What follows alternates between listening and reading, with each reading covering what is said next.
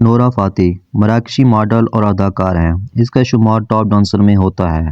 اس نے بالی would film میں Rao tiger of the سندر بن سے آغاز کیا اور تلگو سیما میں ٹیمپر، بابو بلی اور کک 3 جیسی فلموں میں آئٹم نمبر کرنے سے شہرت حاصل کی۔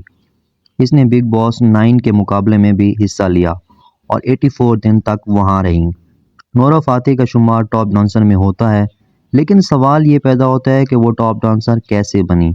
اس حوالے سے نورا فاتح کی ایک ویڈیو سوشل میڈیا پر وائرل ہو رہی ہے، جس میں اس نے انکشاف کیا کہ وہ ٹاپ ڈانسر کیسے بنی۔ نورا فاتح نے انکشاف کیا کہ بچپن میں چونکہ گھر میں سختی تھی اور ڈانس کرنا منع تھا، لیکن وہ کمرہ بند کر کے ڈانس کرتی تھی۔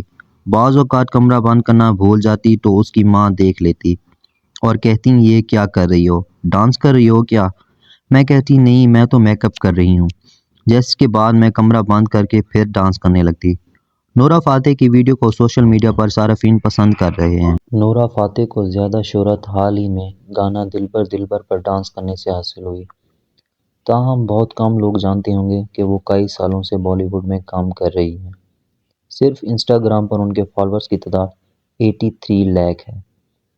انہوں نے 2015 میں بگ باس کے سیزن 9 میں بھی شرکت کی تھی۔ ان کا گیت دلبر اس قدر مشہور ہوا کہ محض 24 گھنٹوں میں یوٹیوب پر اس سے 2 کروڑ سے زیادہ لوگوں نے دیکھا اور یوٹیوب پر بالی ووڈ کا سب سے زیادہ دیکھے جانے والا گیت بن گیا۔ نورا فاتح اسٹریٹ ڈانسر نامی فلم میں بھی کام کر رہی ہیں، جس کی شوٹنگ مکمل ہو چکی ہے اور یہ فلم 2020 میں ریلیز کی گئی تھی۔ اس فلم میں اداکار ورن دھون اور اداکار شردا کپور مرکزی کردار نبھا رہی ہیں۔ ویڈیو اچھی لگے تو ویڈیو کو لائک اور چینل کو سبسکرائب ضرور کیجیے گا۔ ملتے ہیں نیکسٹ سٹوری میں، تب تک اپنا بہت خیال رکھیے گا۔ اللہ حافظ۔